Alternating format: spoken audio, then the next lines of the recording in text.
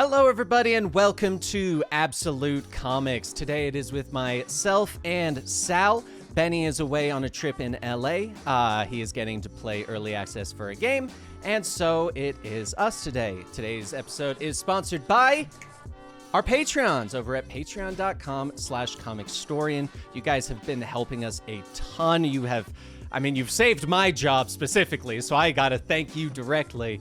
But let's go ahead and jump right on in. So first up, any comics that you wanted to talk about this week, Sal? Anything that came out either this week or last week? I mean, I think that, you know, the current discourse in comics is dominated by the discussion that I think you want to hang on to for now, which is the big X-Men retcon that took place in X-Men Blue Origins #1. So rather than dedicate the time to start with that, although we could just knock it out now. Because I don't want to dominate the entire show about it, because X-Men Blue Origins #1, of course, written by Cy Spurrier, with art by Marcus Toe, Wilton Santos, and company, is of course a big moment in X-Men history and in comics right now. People are really getting upset, making money off of people's outrage to some effect, because, you know, Nightcrawler's mom/dad is different from what people thought. And you know, oh no.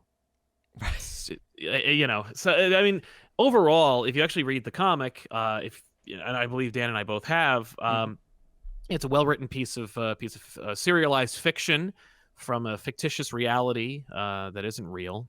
I should point that out. But I love that you have to actually say that, because some people, I think it's really important for people to kind of like, you know, and I don't want to like necessarily badger anybody, but, you know, just saying it out loud, maybe it helps to kind of like rattle around up there and people go, oh, it's not real. It doesn't really matter. Right. Or it does matter, or I can compartmentalize, or I can like choose to accept or not and move on. Because this book, while it is a big, massive retcon for Nightcrawler, it also is almost borderline not necessarily that consequential, because like it's not even in the Uncanny series. You know, they had to take a break between two issues of Uncanny Spider-Man to just go, oh, and by the way, this is Kurt's new origin. And right. Like, and then you just carry on like it never happened, or like it happened, to inform more interesting interactions between Nightcrawler and you know, the new Revelation. But yeah, people are upset, but I don't necessarily want to focus on it. But I know that like that's kind of like the main focus right now, is people are just using it as an opportunity to say like, and the most popular conversation people are having that I've noticed is people commenting on either videos or articles saying things to the effect of, I hate this and it's the worst. And it's being like, oh, did you read it? No. Yeah. And it's like, look, I don't expect everybody to read a book that they are not expecting to enjoy, nor do I expect anybody to go see a movie that they're not excited to watch. But also, you know, don't expect to be an arbiter of opinions if you're not going to inform it with hard data. Right. Because, yeah, like you said, like this was a huge retcon, but honestly, I feel like they did this as one of those retcons that I liked it because of how much it fits with what originally happened and just puts a twist on it that doesn't change the universe or anything like that. In fact, it just kind of gives you a little secret behind what we already knew. And I feel like that's the best kind of retcon, because it's something that in actuality, I mean, technically you didn't retcon anything. It was just a secret you didn't tell. And I think that's kind of the best of them, because you can say, oh, we didn't change the universe. This is just a secret that was behind the scenes that we just didn't tell you about. So, yeah. But like you said, it's been emblematic of the entire run, right? I mean, like Moira McTaggart being a mutant at all was a big retcon. That was huge. We're very happy to accept, because it resulted in like really cool X-Men stories, except for those who were like really not going to read them anyway. Right. And honestly, I feel like even though this retcon mostly is about Nightcrawler, I feel like if anything, the biggest consequences are going to come out of Mystique. Say Mystique, obviously not a spoiler. We already knew that was Kurt's mom. Right. But the change to her powers feels like something that is, one, that's a retcon that definitely changes a lot of things from the past that it in theory It shouldn't. does, but I think it also it explains like the inconsistencies of her powers as they have been depicted over the last 30 years, right? Because she is a shapeshifter, yes, but she also, we've seen different illusions cast by characters in comic books and the limitations thereof. We see that Mystique is one of those characters who never really encounters such limitations. Mm-hmm. And even in the book itself, they say something to the effect of like, I don't want to necessarily call her an Omega level mutant of shapeshifting, but like she kind of is Mm-hmm. because she changes on like a genetic level or on a like Like a molecular level. a molecular level, exactly. And it's like is that really that much of a reach? And I should point out, like, I'm not the world's biggest Mystique, Destiny, even X-Men fan. I did love Nightcrawler as a kid because he looked the coolest out of the lineup that I saw. And then finding out like that he's, this bastion of morality, that he's like a swashbuckler, that he's good-natured and fun, that he has a cool power set. It's very similar to Spider-Man. All these things just informed my enjoyment of the character, but never my like fanaticism around the character.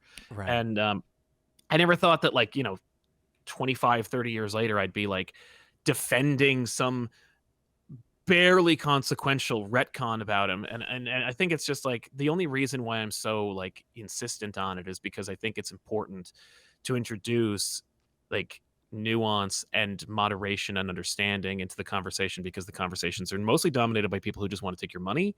And like it's never that, like it's never that discussion. It's always just like, that's this, or I hate it because it's different, or I hate it because it's emblematic of the agendas that I've already been galvanized against by interest groups that want my money. Right.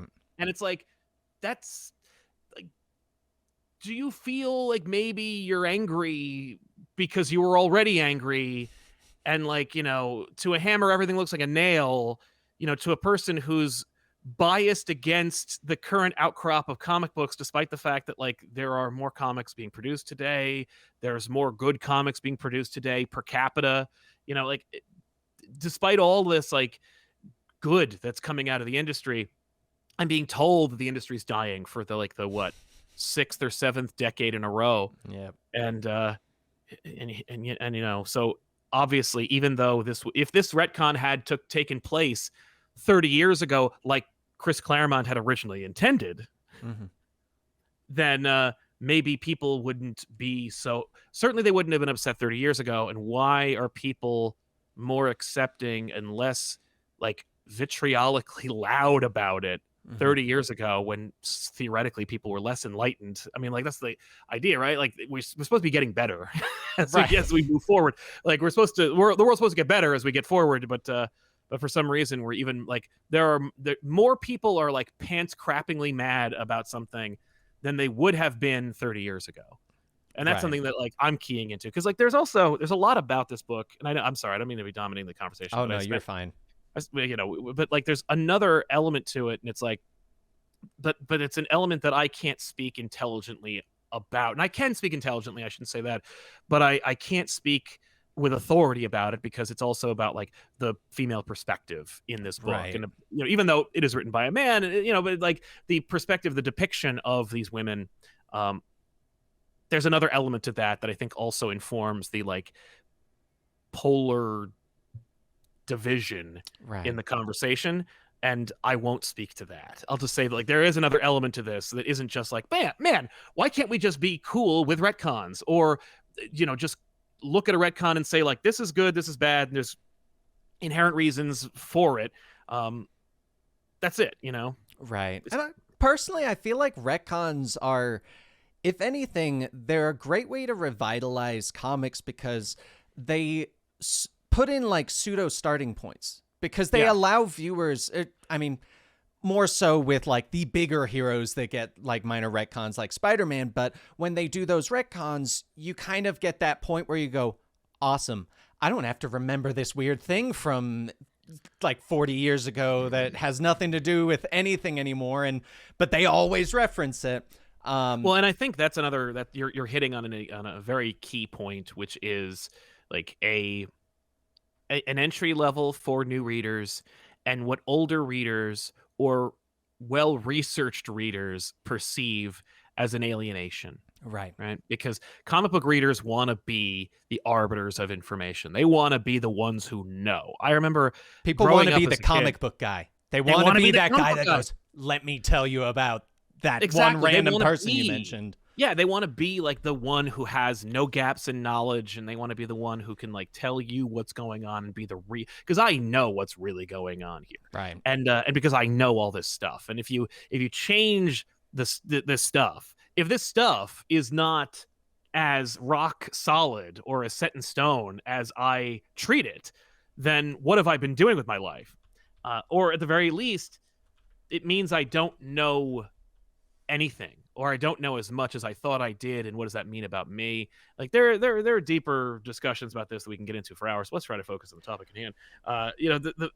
I think that there is this like measured, multi-layered issue that is at the heart of every popular, and when I say popular, I mean like widespread discussion about a comic book. Mm-hmm.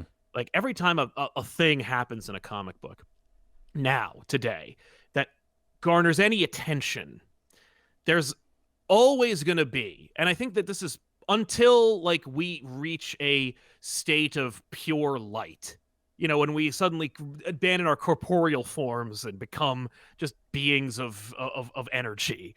But there's always going to be now an ever-growing like pie piece of the conversation that is only interested in either polluting the conversation or arguing about one thing that they're all really mad about and how everything in the world applies to it.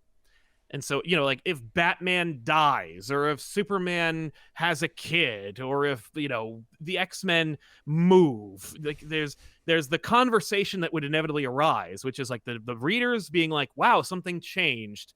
How do I feel about that? Mm-hmm. There's the old readers being like, well, that reminds me of the time that this changed 17 times. The new readers or the newer readers who are like, how could it just change? I just learned all this crap. There's all that. And then there's also like, it changed because not only do I need to know what happened in the comic book, but I also need to know the creators and I need to know their backgrounds and I have to know their political allegiances. Right. And I have to know, because it's not enough to just know like what happened in an X-Men book. I got to know who these architects are, where they're coming from, and how I can predict what their intent is, even though it's impossible to know.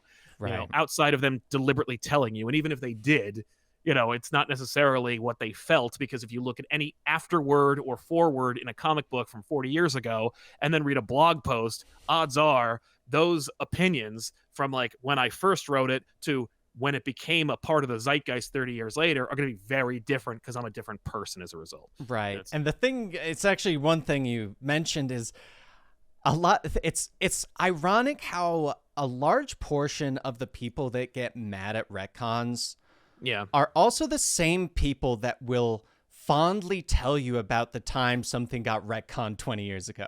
Like, give it like 5 years and then people would be like, oh man, remember that time they fixed Nightcrawler?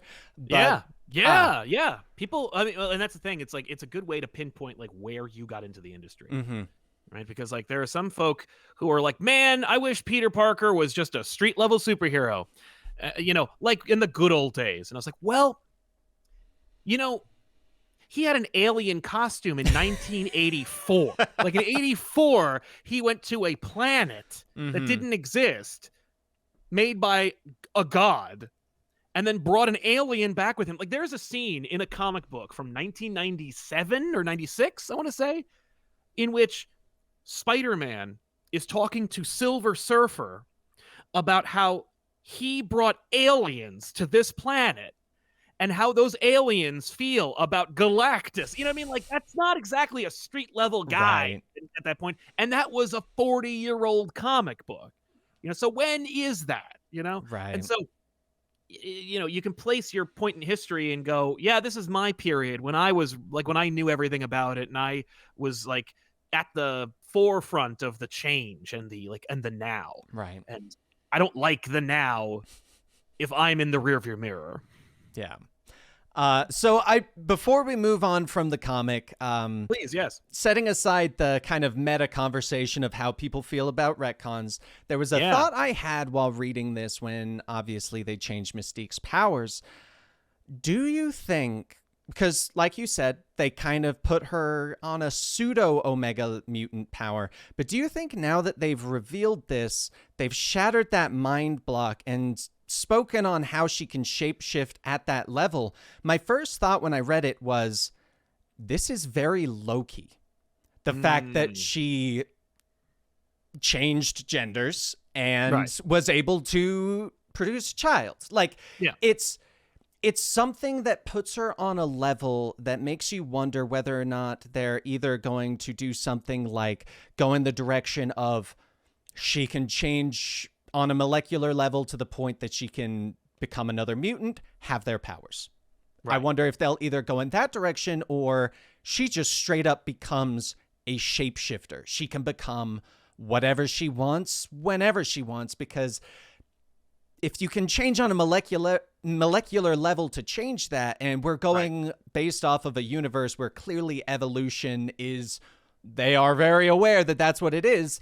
You can change that because you can go, okay, well, evolution-wise, they split off here. So is everything in that branch, like in that genus, species, or whatever, like, is that all going to be available to her? Yeah. Because can she become a phalanx? Can she become God? Can she trick Nimrod? Yeah. Yeah. Like, maybe. That's like a big thing, because she could truly be what allows them to break out of this Orcus as their main villains. I have missed a couple of the X-Men, so I think they are still one of the main villains that they're dealing with. Yeah. But okay, so I feel like that could be a great way to kind of wrap that up, or at least change the game. I think it would be kind of cool. What if she were to change herself into a human that now doesn't have the X gene and just can't change back? Right. The funny thing is, there's actually a similar compliment in the other universe about characters who can change and what their power levels are, and how I don't know if that's ever really been explored until now to this extent. And some people are frothing at the mouth over like the fact that this female character Mystique can become a man, and they're like, this means all these things that I genuinely don't know anything about. And on the other hand, Beast Boy can become Starro and replicate himself and approximate Starro's powers. Right. So, like, can Beast Boy become God? Yeah. You know what I mean? Like, and that's like the result of a fun Batman's now like an ape or something story. But in this one, it's like, this is something about, trans. And it's like slow your roll, man. I'm sorry, but no, they're both people who can change. But I just thought it was funny that like in the same week, like 2 books. Oh yeah. Who so who just pushed the ceiling off of the upper levels of their abilities. Yeah. Like, oh, I didn't know Beast Boy could be that powerful. Right. And another thing I actually thought of while reading that kind of adds another aspect for potential things they could add is they could very easily give Nightcrawler siblings. Because Mystique, he has plenty of them. Yeah, well, because Mystique specifically states that when she was going through, she had abandoned both her wife and her child. She was having sex, killing people, all of this stuff, and it kind of makes you go, huh? I wonder kind of what happened during all of that. If someone else might be out there as a shapeshifter that has slightly different powers that we then see the Omega style. But I feel like we've kind of touched on the X-Men Blue enough. If people are interested, maybe we'll make a separate episode. But I think you and Benny will also probably talk about it because it is such a big thing.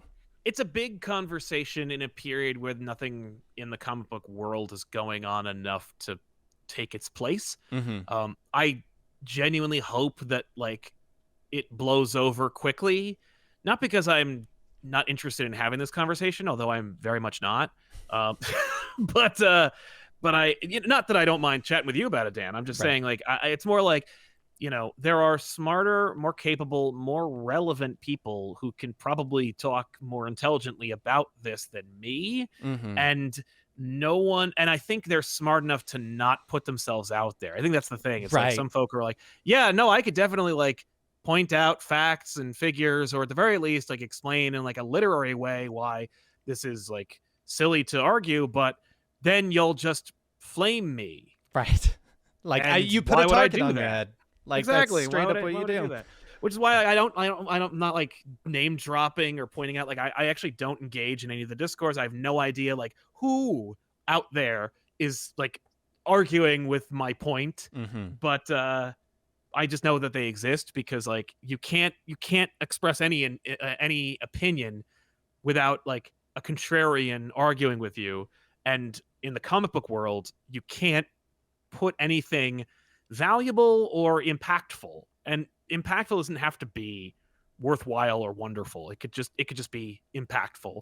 And I'm not weighing in one way or the other. I'm just saying, like, you can't put anything impactful out into the comic book world without opportunists making like horribly thumbnailed videos about like how this is all part of my galaxy brained conspiracy theory that the world is not what it was. And it's like, bro, I'm here to tell you the world ain't what it was.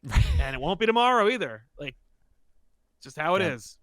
But there's definitely people with more authority and experience on these kind of subjects. So it's true, but it also doesn't mean that we can't have that conversation. It just means that like, don't expect like the mic drop. Exactly. But so moving on, we've got the first one. This is just going to be a short one, but Zack Snyder has officially tweeted out Snyderverse is done. He is straight up being like, nope, it is done. James Gunn, have fun. You don't have to worry about me anymore. And I am just so glad that he himself specifically came out and said, like, it was like, Snyder says that it's done. He goes, yes, that is true. And I was like, thank you. Thank you for ending the saga that was Restore the Snyderverse. Right. And my question is like, will it end? Like, will that be the final nail in the coffin of the Snyderverse? Is Snyder himself? Because the fact is, Snyder's a living, breathing human being. He has his own opinions, and he has the right to change those opinions. Like, nothing stops him from like 6 months to 5 years from now going, actually this, just kidding. Right. Multiverse. But before any of that even happens, I genuinely believe that like there are some folk who have invested like whole personalities, whole like, belief structures around this hashtag that people don't even say hashtag for anymore. But I wonder if they'll just erect a statue of Snyder, like who he was, and then worship that, since like the living god of Snyder has abandoned them. Yeah. Like, I wonder if it is over. I mean, for me, I'm just hopeful that like the people who, want that kind of thing, continue to enjoy their Blu-rays of that thing, but stop trying to make something that is demonstrably not that thing into that thing. Yeah. And go find another thing that resembles that thing you want, like, for the love of God, please. I hope for two things out of this announcement, and that's either the movement dies, or, and I think I would actually kind of prefer this, some of the fans decide to make a fan film of what the Snyderverse version of the movie was going to be. Because we have seen like that script or like the lineup, and I think that would be hilarious if like someone did like a Spider-Man Lotus, but for the Snyderverse. I mean, it'd just be so funny. You're not far off, man. That's something I've never considered, and it's something where I'm like, I am shocked that there is no resurgence of fan films that are set in the Snyderverse. But I think that and this is just pure blind speculation, it could be completely off base, but I genuinely believe that there is a big correlation between proponents of AI and Snyder fans. And I think that all we need is just some combination of like AI enthusiasm and the Snyderverse to make some like awful looking fan film or series of fan film-esque things. I mean, you could create a number of like storyboards that are set to music with narration that would work just as well. I wonder. I think that'll be a good indication of the end. That's really the indication of the end, is when Mhm. like there's just this like this desperate, like I'll put money behind it. Like once you find out it's not economically viable, that's usually when like everybody kind of abandons ship. Yeah. You know, people were it doesn't matter. I was gonna say people were really fired up about feelings about Ghostbusters, and it's like that's not a billion-dollar franchise. Yeah. And once it was proven that it wasn't, it was like, well, that's over. Like people stopped getting really upset about that because there was no money to be made off of it anymore. Yeah. Like people stopped caring. They were like, the outrage has died down. I'm going to move on to the next Right? one. But Exactly. speaking of moving on to the next one, James Gunn has announced that the Superman script is 99.9% finished. So in theory, they should start filming soon. We should start also getting some news about other DC movie projects, because Wouldn't that be nice? I don't know about you. It was cool when they were like, all right, we've got our Lois, we've got our Superman. And frankly, after that, I was kind of like, cool, I'll wait for the rest because I don't care that much, and I'm going to find out when the movie comes out. Like, I don't know about you. So I'm excited to hear about more of the future stuff, such as I hope we hear who's going to be playing Supergirl Woman of Tomorrow. I don't know if they've announced that, but I think that's going to be a fun casting to hear about. But are you happy to hear that the script's done? We're going to be moving into it, and they've... I mean, hell yeah. I mean, I love James Gunn movies, so I'm happy to see it. I'm excited to see where it goes.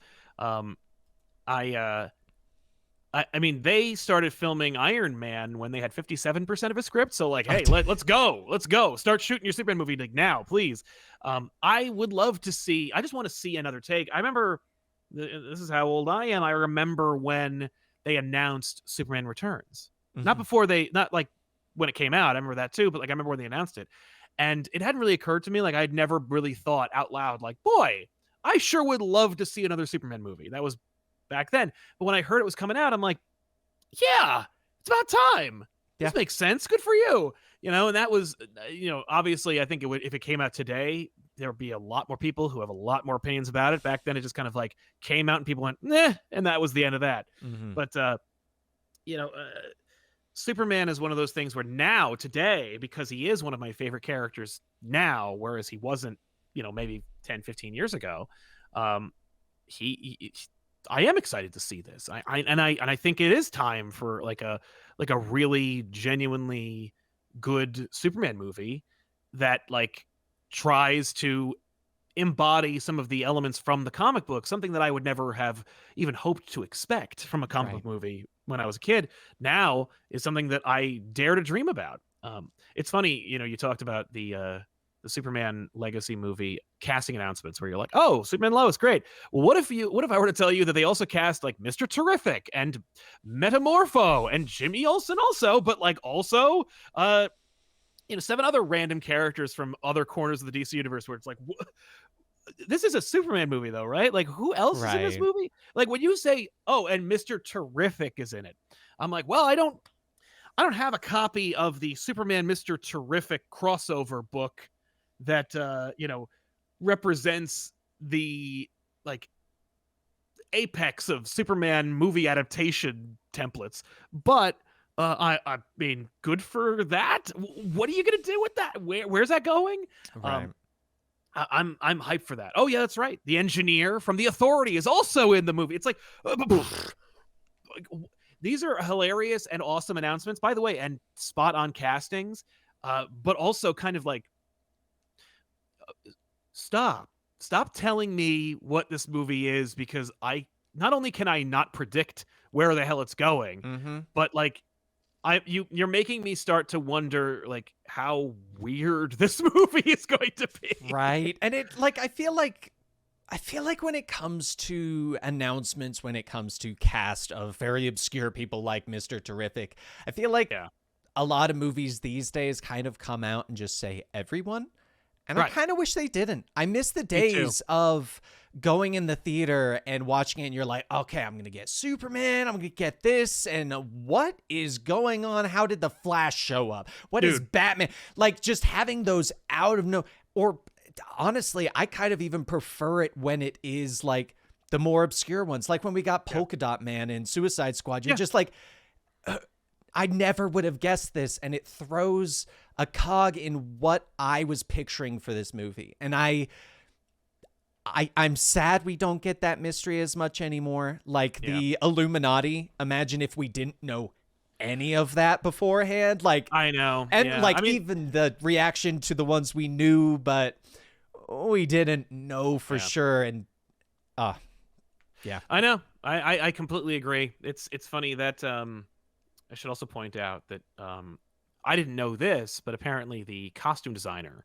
for Superman Legacy is Judiana Makovsky, and she did the costume designs for Avengers Endgame, Infinity War, Harry Potter, all the Guardians of the Galaxy movies, Captain America: Civil War. So and the best- Suicide Squad. The And best I'm like, costume movies ever. yeah, and I'm like, okay, like especially the Suicide Squad, because I'm like, the Suicide Squad had some like really unexpectedly great depictions. I mean, the Peacemaker suit. We're is something talking that James not only, Gunn, right? The James Gunn Gunn one. Okay, the just making Suicide sure. Squad, the James Gunn Suicide The good Squad. one. Yeah, I mean, like the Peacemaker suit. Not only is it like ostentatious and loud and vibrant, but also like quasi accurate, real world, comfortable enough that John Cena could wear it on the press tour. You know, the polka dot man and how he was depicted, the javelin being like, even though I don't care about javelin, I loved how like superhero his costume looked without it looking like something from Jupiter's Legacy, Right. where that was a show from Netflix where I went, this may be the end of the superhero adaptation, like because it was asking a lot, and you know, from it being like, another, like, you know, here's what a superhero costume looks like. I don't know. It was a weird thing for me that like represents the kind of like, please sir, I want some morification of the superhero movie genre. Right. But yeah, that's exciting. That's honestly, that's really exciting because of the fact that you mentioned Metamorpho's going to be in this, and we've already seen what this person can do with like, wow, I can't remember his name. Krug? No. My head's trying to say Kronk for some reason from Emperor's New Groove, but rock guy from Korg. Korg, thank you.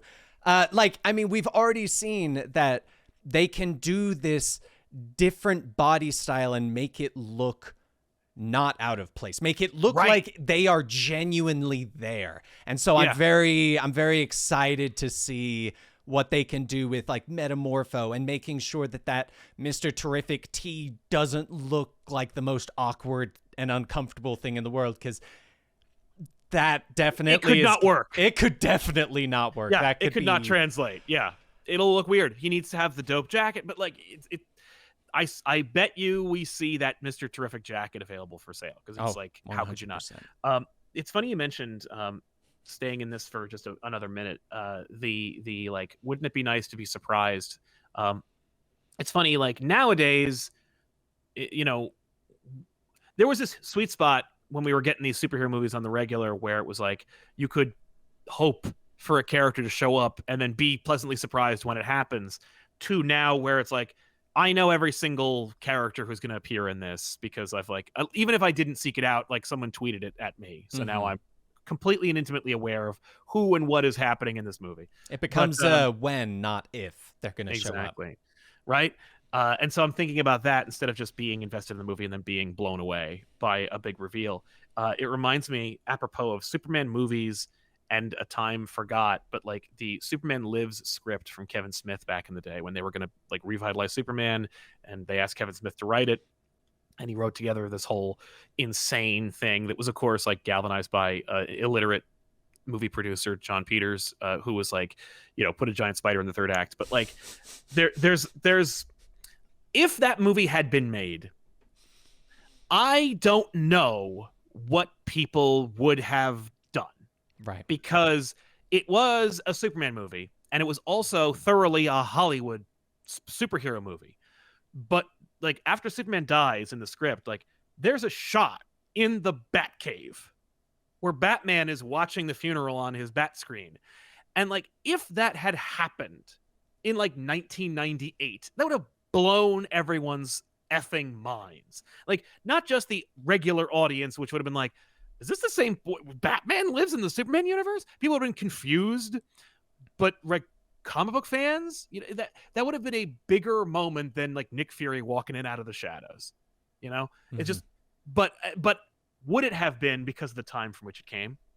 But I was thinking about like, man, this Superman Legacy movie is going to have a lot of moments similar to that, where it's like, I can't believe so and so is going to show up in this movie. Yeah, and it's like they almost made that movie 30 years ago, where just Smith was like, well, we're owned by Warner Brothers, like all the characters exist, right? Like I could just put them all in there. Like I could have like Thanagarians in this movie, right? And it's like, I if you want to, it's like, who wouldn't want to see that? And how could you not expect that, to the point where we have 2 Suicide Squad movies with at least 3 Suicide Squad teams, you know, like made up of an assortment, a cavalcade of unrecognizable characters that only exist in the bottom of the barrel from who's who in the DCU. But yeah, no, I do wish that I weren't like spoiled on many of this stuff. Like I appreciate the announcements, but like, man, being a kind of quasi fan of the Authority, having the engineer just be in the movie would have been like, what? Right. That would have been a great moment to go, hey, holy F. Like, you know, that would be really cool. Yeah. But, you know, but now I guess it's a different animal watching these movies and being a fan of these movies. It's different. It's not, you can't go back. So what do we do instead, and how can we salvage it? And I think it's like the only way to do that is just to go, well, now that I know at least most of the reveals or character bits or cameos, I can just focus on what kind of movie this is. You know? All right, so moving on, I'm realizing now that all my topics are movie-based, because the next one is the Marvels. The Marvels is officially the lowest grossing Disney comic book movie, I think Disney movie in general, as globally it has not broken the 200 million mark. It has done so poorly that Disney will stop reporting movie grosses. That's like, imagine being a movie so bad that they're like, let's not give this information out anymore. Yeah. I just as a quick Google search, apparently the movie cost anywhere around, like the gross is like $275, which, yeah, like I don't, you know what I'm gonna say. So it's a shame that the movie came out when it did, that it was met with the kind of resistance that it had, that it couldn't be what people wanted. You know, I didn't want, like, after seeing Captain Marvel, I didn't really want a Captain Marvel 2. You know, people were like, oh man, Captain Marvel 2. And I was like, oh, okay. You know, I appreciate this character, but I don't know if I like her a lot. Like, I don't know if I like her enough to like really want, like Iron Man 2, I'm like, I am in for it. You know, Incredible Hulk also, I was like, no, I don't need another Hulk movie. I'm fine. Right. And lucky for me, they never made another one. But, you know, Captain Marvel's one of those characters. I'm like, oh, okay. And then when I found out the Marvels was going to be like a 3 protagonist movie, I'm like, that's a good idea. That's a great idea, in fact. Yeah. And in fact, I love what they did with Ms. Marvel, as you did as well. And I love Monica Rambeau as a character. And I, you know, I'm like, well, we only got like so much of her in the WandaVision show from like the pandemic. So let's see her do more. And we did, and I liked it. And I'm like, that's great too. And truth be told, I think that this movie in particular helped to humanize / you know, explore the Captain Marvel character in a way that I didn't expect and that I wasn't prepared for, that I welcomed. You know, I was like, now I want to see another movie with you in it. Yeah. You know, and the problem is, I think that movie did a lot of things right. And it made a lot of good decisions with a property that I was like, if I were in charge, I probably wouldn't do much with it. and not necessarily because like I want to see it die because I'm like a weirdo who thinks that that's important, but it's because I just don't have like the kind. I'm just my Jupiter sized brain isn't like the point where I'm like I could figure out how to make this work. I enjoyed what they do with those characters, and yeah, like does it have the failings of every Marvel movie? Yep. There was a lame villain who I don't know the name of, who has no consequence and no personality. The plot itself was hinged around essentially character interactions, which is my bread and butter. I'm happy to see that. Mhm. But I don't think it was as bad as people wanted it to be, which is really creepy and weird. Like, I understand. I don't want, and I can understand there being like a hypocrisy there because I also root against Sony on such a profound level. But when they knock it out of the park, I cite Spider-Verse animated movies. I'm quick to give them accolades. But it's like this movie wasn't as bad as people expected or say it is. Agreed. It wasn't, and no one was saying it was great. So I can't even say like it wasn't as good as people say, and it wasn't as bad as people say. No. It wasn't as bad as people say. And was it the best Marvel movie? I don't think it cracks the top 10, but I don't think. But I had a good time seeing it. Mm-hmm. I enjoyed the character interactions very much. I enjoyed the story of watching these three characters go on that journey together was what was engaging and important and fun. Mm-hmm. I enjoyed it as well as that, and it's a shame that I feel that the wrong lessons will be learned from it. Mm-hmm. Right lessons, like did you ever see it? Which one?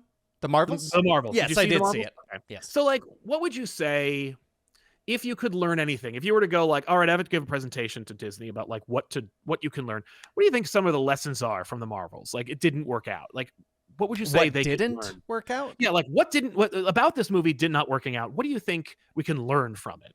I think one of the biggest ones, and this is kind of more of a meta answer, is the marketing. I think marketing this as a Captain Marvel 2 was a poor decision. I think marketing it as more of Miss Marvel's first movie would have been way better. I think I feel like Captain Marvel 1, the box office, because if I remember right, the box office was pretty solid. It made $1 billion. Yeah, like I feel like the box office did not reflect the audience's feelings towards the character, and this movie is the perfect example of, no, they went to see that because they were curious, and they didn't go see this one because they knew who she was. Plus, I feel like a lot of people already were a little sour about her being the powerhouse that magically shows up for the final battle.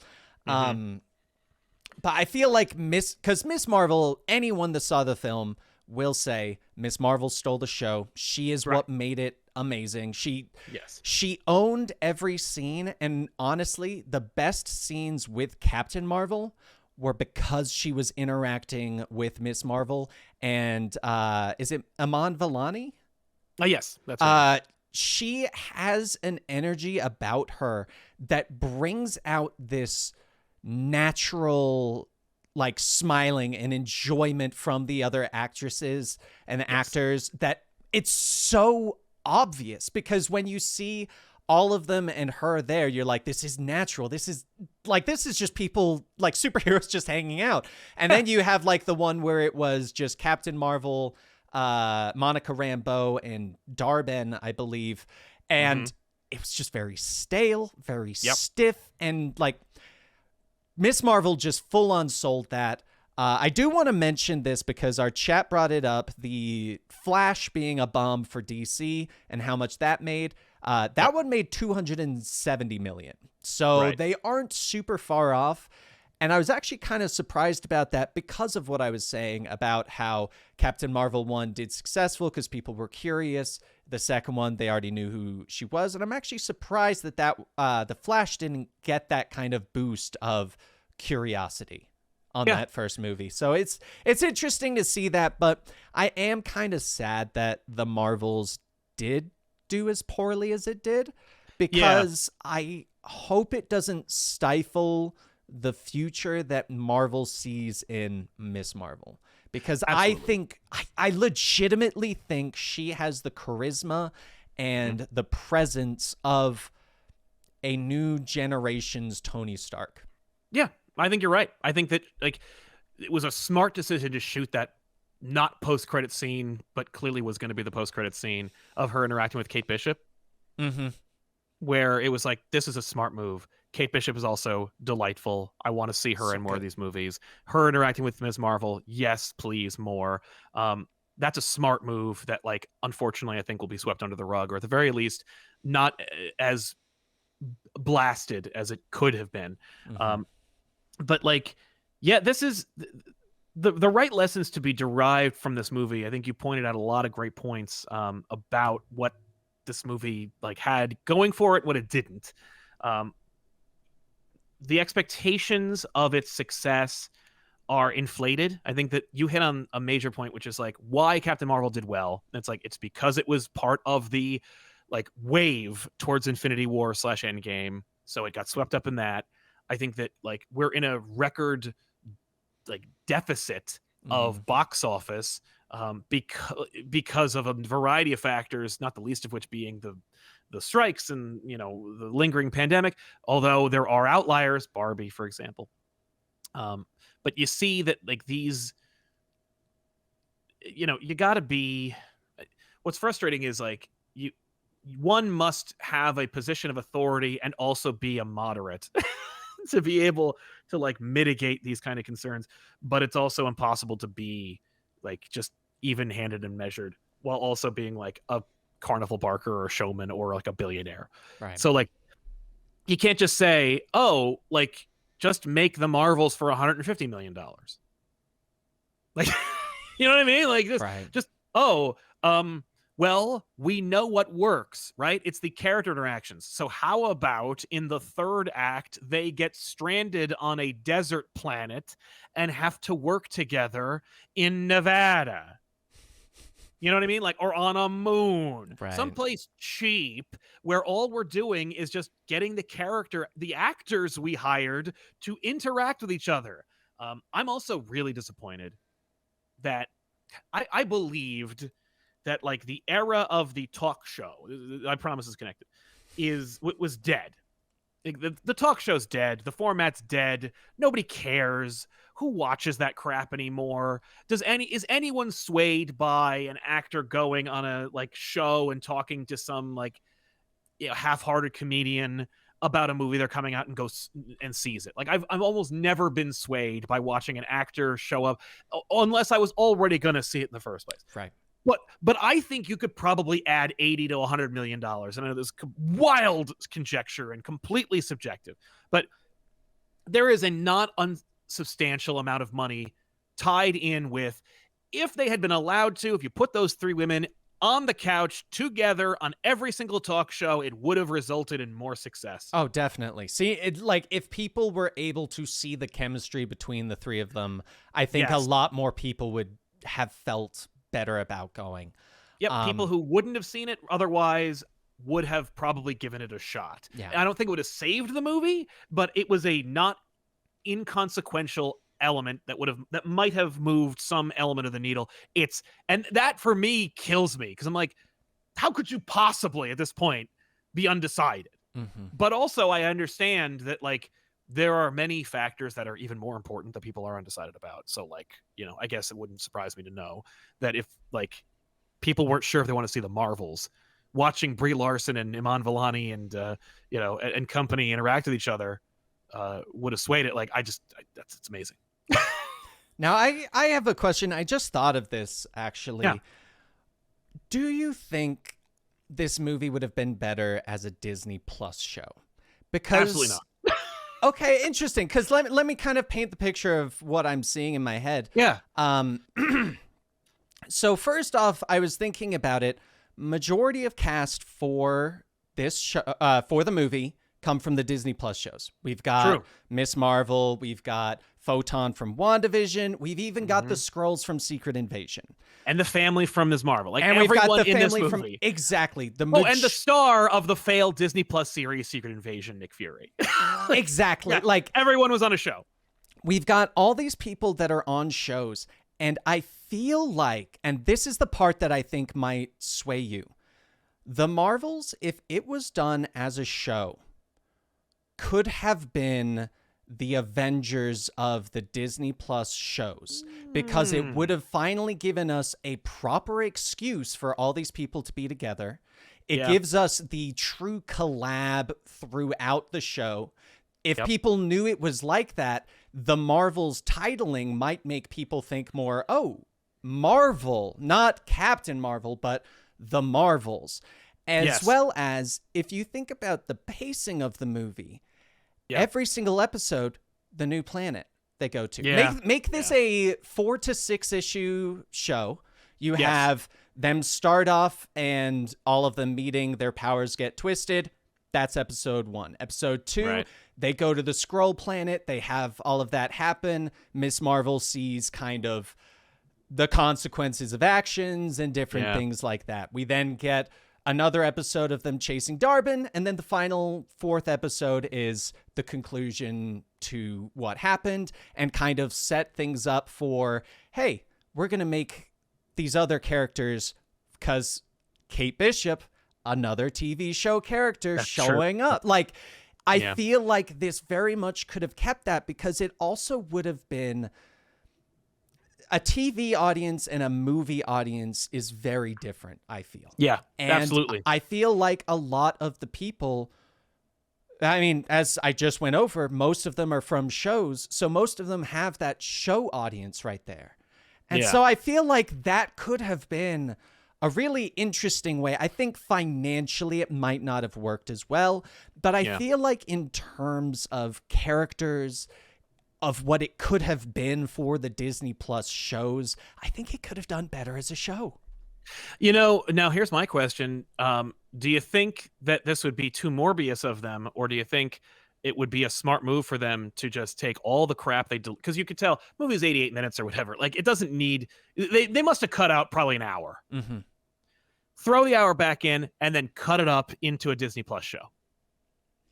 And just release it. Yeah, like, release it in like February. So basically a Snyder cut their original plan. Yeah. Making it, because wasn't the original plan they were going to do like 4 episodes, and then they were like, let's just make a really long movie. Like, that's fun. I think I honestly think, well, actually, you know what? I haven't seen the extra scenes, so I can't say for sure, but I have a feeling that it could have been great. And I think it's smart to do. They've got the footage. They just have to pay for the editing, basically. Exactly. Like, have you ever heard of the show Faraway Downs? I have not. On Hulu. It's a show streaming. It's created by Buzz Luhrmann, and it stars... oh, wait, no, I'm sorry. It's literally just the movie Australia, but with all the deleted scenes put into it and then cut up into a TV show. Interesting. Is it literally movie? I don't know. Oh, I never saw Australia. But my point is, I never saw Australia, because why would I watch a bloated 4-hour Buzz Luhrmann, like, you know, rave fest about, like, whatever, when you could just add another hour to it, cut it up into like a show, and then release it on Hulu and get a second bite of the apple? You could easily just do that to the Marvels and just make it into the Disney Plus show that maybe it was always meant to be.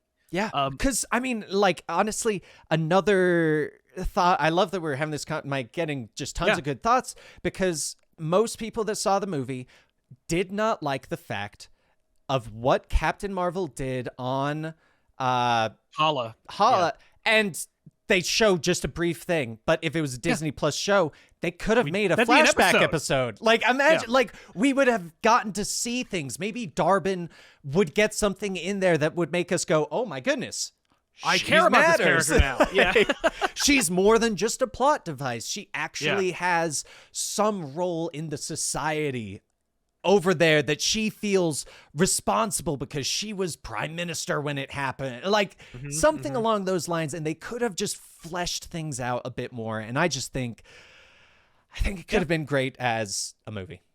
Or, sorry, as a show. As a show. I mean, here's the thing. I would have rather it be a movie, just like I would rather watch Armor Wars as a movie than a TV show.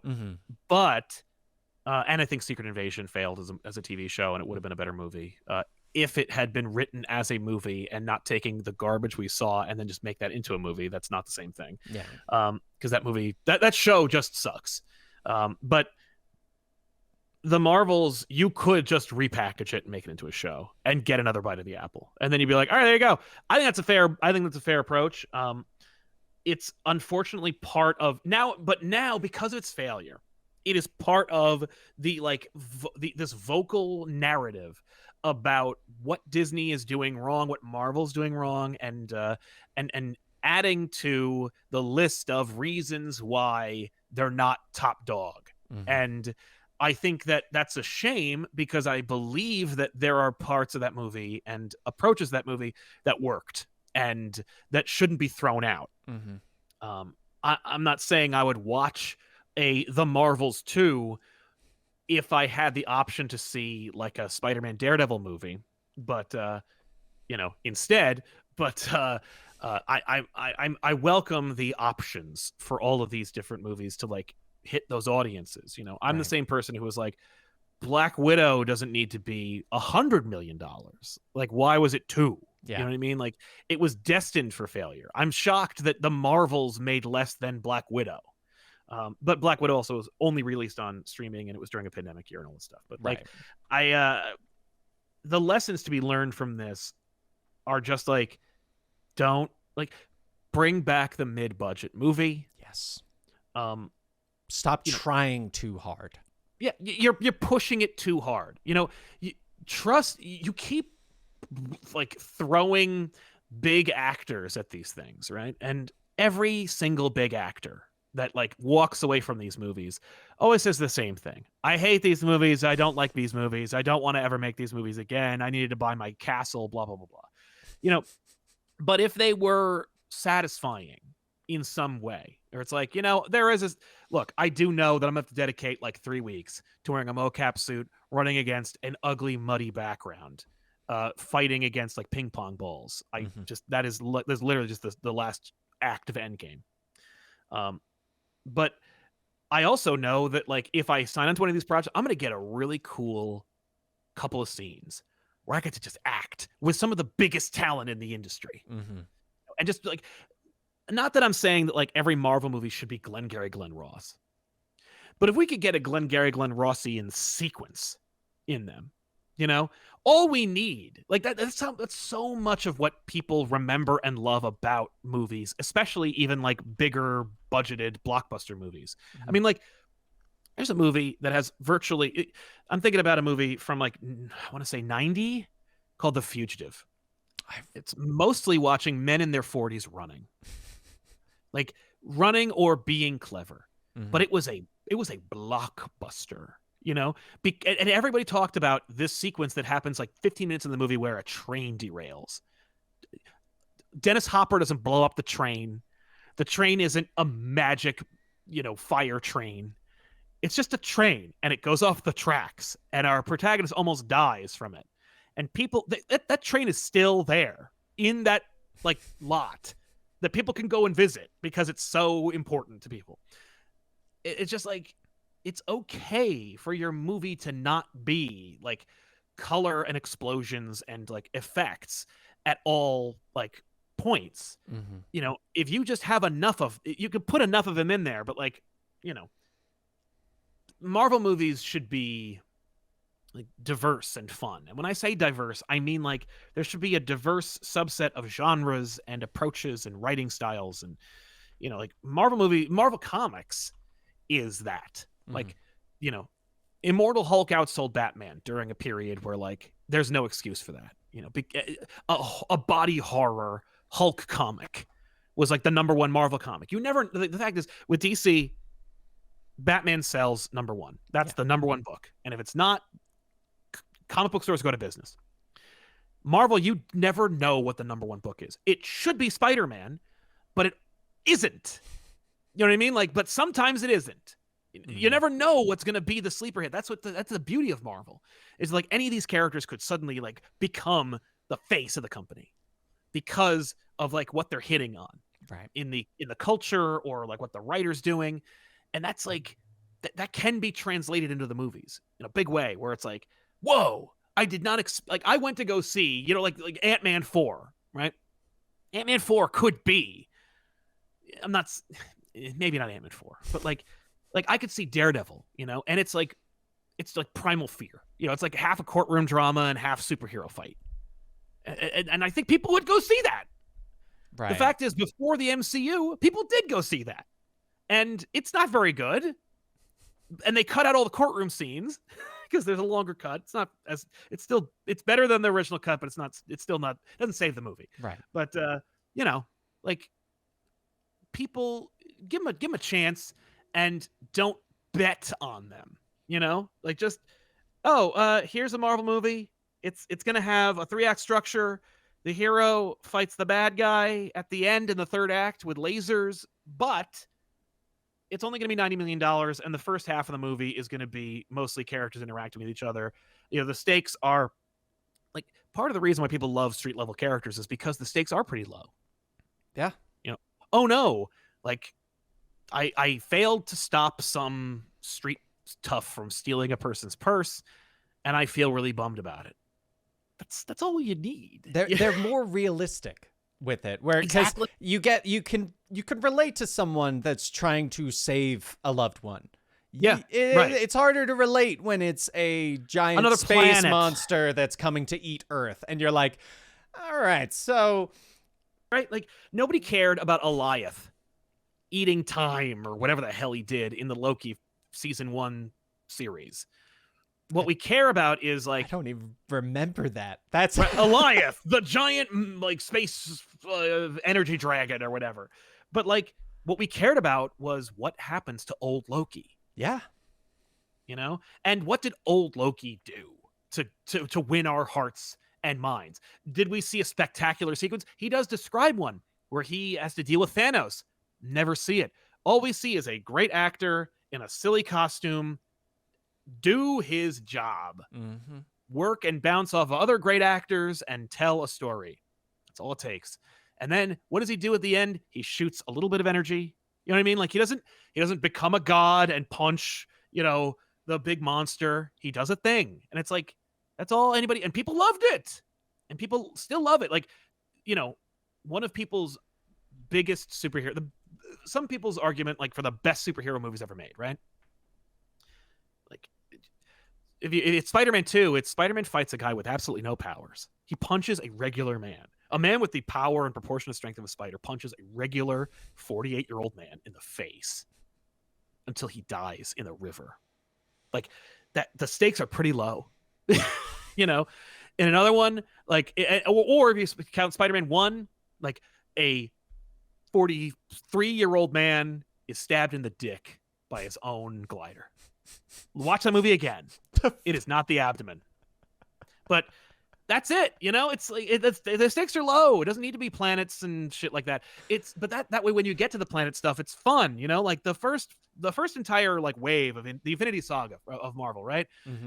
Banner wants to be left alone. Tony Stark wants to bang Pepper. Ant-Man wants to exist in this franchise. Captain America is sad that he can't dance with Peggy.